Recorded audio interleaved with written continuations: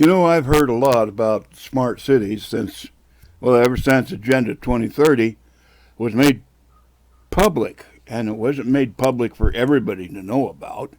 It was just kind of made public to those who were genuinely in the know. Now, whoever they are of the Agenda 2030, they are trying to convince you and everybody that ain't them that these smart cities are a new and thereby a grand and glorious invention to be loved by all.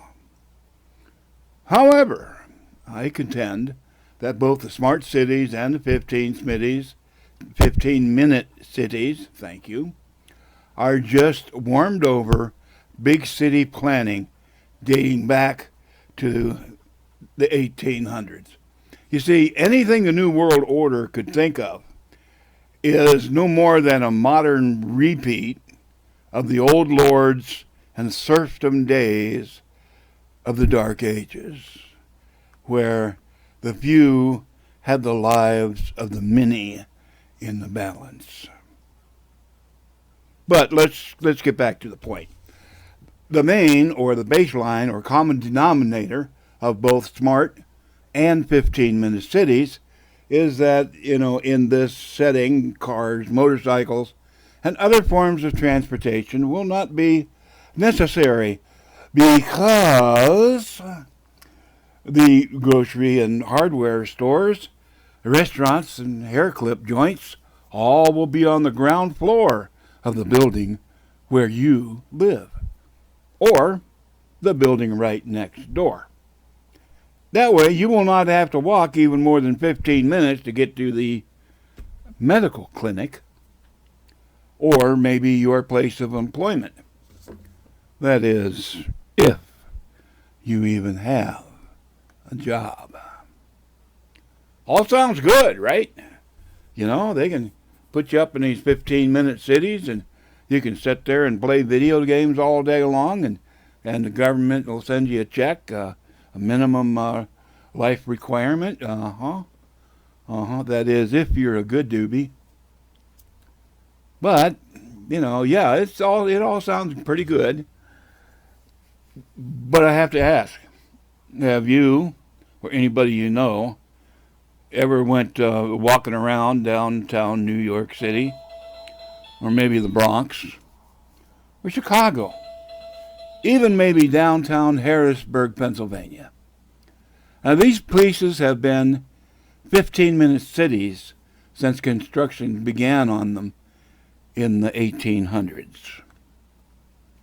And I ask, by the way, how is the crime rate in those places? In most cities and towns in the USA, to call a police when a crime is ongoing gets an on-scene response in about 8 to 23 minutes.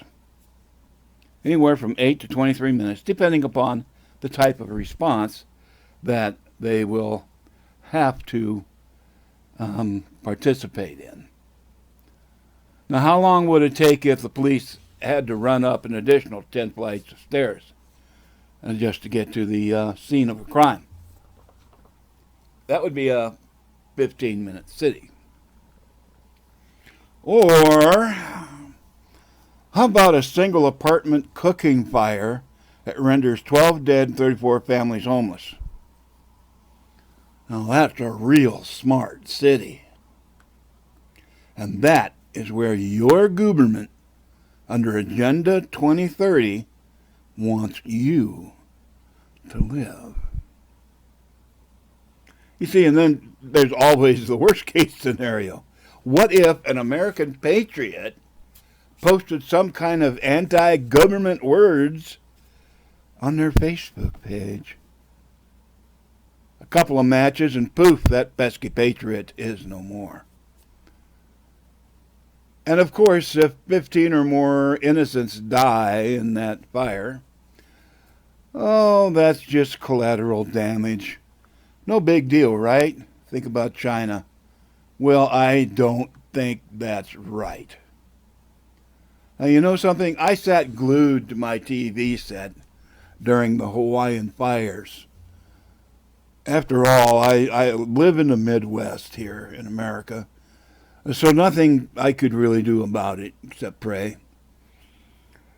But how many died therein? I don't think anyone has a realistic idea. You know, they covered that over pretty quick. I really don't know. I haven't heard. But just think about that for a minute. A fire burning its way up to your and police blockades preventing you from leaving the area, either by driving or on foot. Now, these people lost everything they owned and ever hoped to own on that day. But what is happening in Maui today? I don't know. But if anybody can put together enough cash to rebuild, I'll bet they'll put it under a blue metallic roof. Do you believe that our government is here to protect you? If you do, just look at Maui.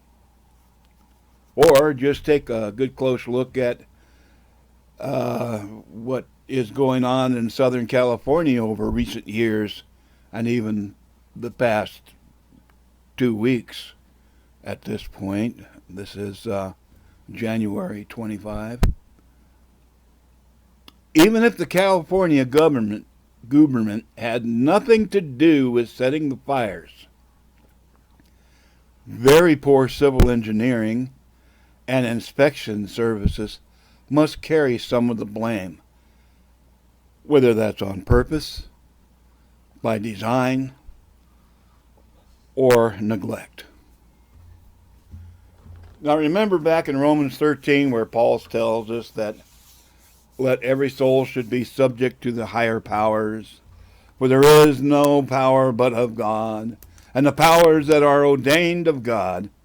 Whosoever therefore resists the power, resists the ordinance of God, and they that resist shall receive to themselves damnation. For rulers are not a terror against good works, but to the evil. Wilt thou then not be afraid of the power? Do that which is good, and thou shalt have praise of the same. Well, I don't believe that verse was for this day and age.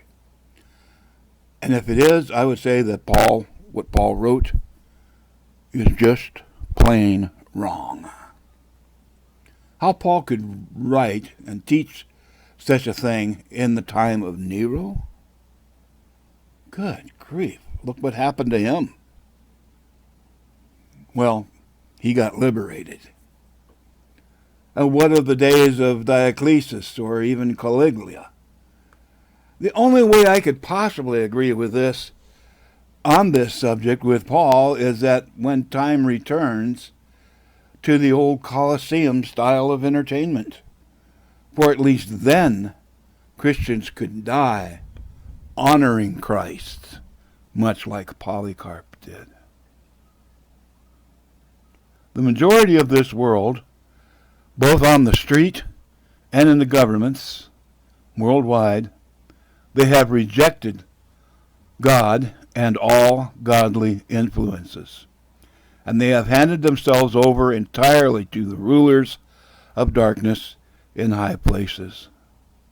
You know, those things that they nor you can even see, those things visible and invisible. The world stage is set for Armageddon right now, and it's just waiting for the person of the Antichrist to appear on the scene and knock down 3 powerful government figures. Now, as I bring this to a close, I need to remind you, and the decision is always up to you, to realize if the 15-minute cities being the same as smart cities, and the smart cities are very smart for sure, but only for the evil ones. So I'll close this short video by saying this is B.D. Baker, reminding you that hope is to see you barefoot at the wedding.